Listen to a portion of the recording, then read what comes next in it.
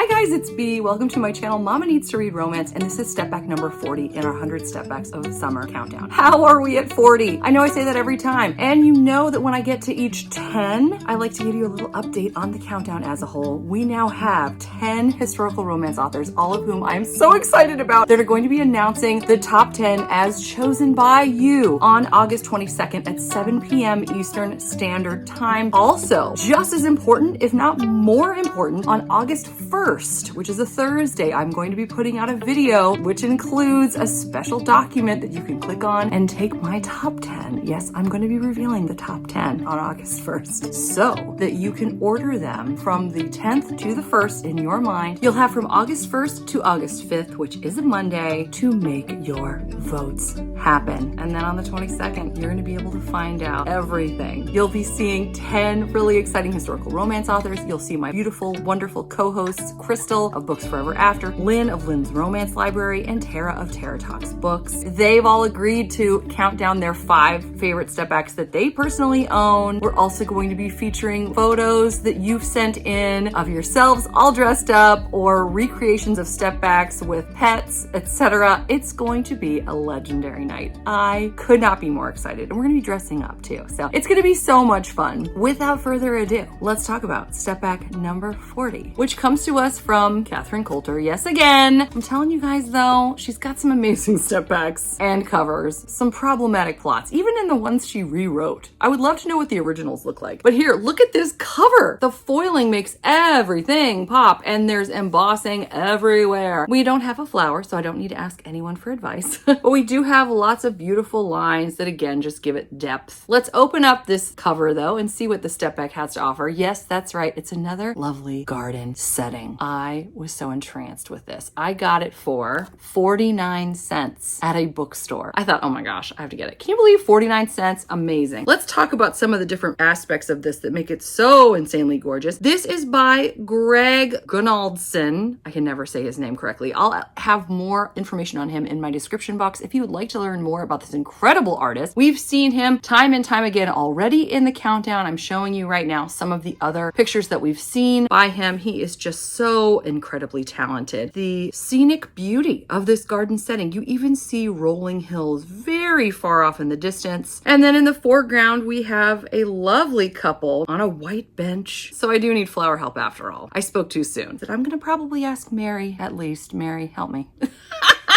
And some of my other friends that help me with these flowers. I do need your help. But let's talk about our lovely heroine. I adore the way that she's cocking her head. She looks like she's in deep reflection, contemplating what she's gonna do with our very handsome hero. I love his garments. Look at all the different layers that have been treated with such care by our artist. It's just breathtaking. Not as breathtaking as our heroine's gown. Good grief. I feel like the silk is just flowing, and the way the light hits different aspects of it, it's just heavenly. I wish I could see more of the front. I have a feeling we would be blown away. Now let's look at the back and see what this story has to offer. And quite frankly, I'm a little nervous. I'll be honest. I feel like every time I talk about what she's written, it's kind of interesting. So let's read through this together and see how we feel. The Rebel Bride was my second novel. Oh goody, another rewrite. Although it was originally published as a Regency, I always felt that it was a historical romance at heart. So I've rewritten the story of 2 stubborn, strong-willed people, and the publisher has brought it out again for you, this time as the historical it could have been. The Rebel Bride is Catherine Brandon, a hoyden with hair as red as a stormy sunset, whose fierce independence masks her loneliness. When her cousin, no, I'm just kidding.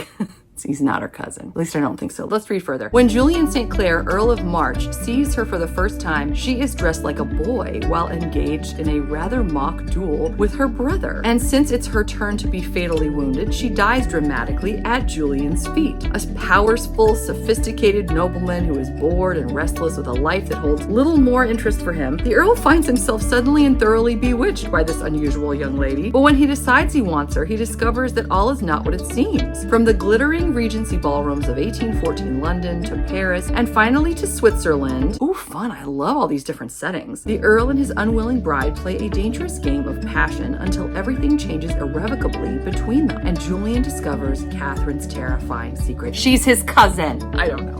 Well, you know what? This is better than I feared. So that's good news. Join us again tomorrow for a step back that does something that I've never seen before. I was so taken with this. You're not gonna believe what this artist has done with this step back. It's so cool. Any predictions? I don't know how you could, but why not? Leave them in the comments below. Or you can leave me a rolling hill type emoji, something that says outdoors to you. I can't wait to see what you do. You guys always have the best ideas. Until next time, thanks for making my day every single day this summer.